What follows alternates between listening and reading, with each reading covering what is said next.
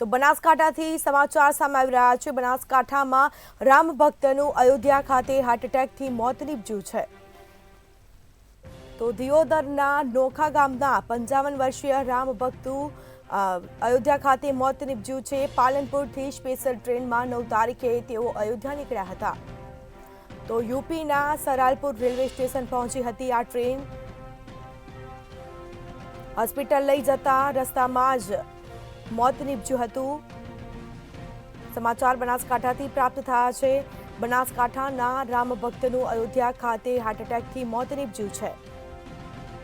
તો દિયોદરના નોખા ગામના 55 વર્ષીય રામ ભક્તનું મોત નીપજ્યું છે। હાર્ટ એટેકથી તેમનું મોત નીપજ્યું છે।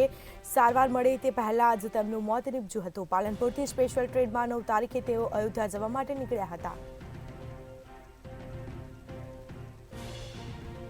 તો હોસ્પિટલ લઈ જતા જ રસ્તામાં તેમનું મોત નીપજ્યું હતું। સમાચાર બનાસકાંઠાથી પ્રાપ્ત થયા છે।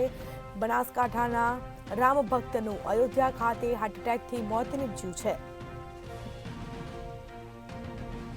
દિયોદરના નોખા ગામના 55 વર્ષીય રામ ભક્તનું હાર્ટ એટેકથી મોત નીપજ્યું હતું।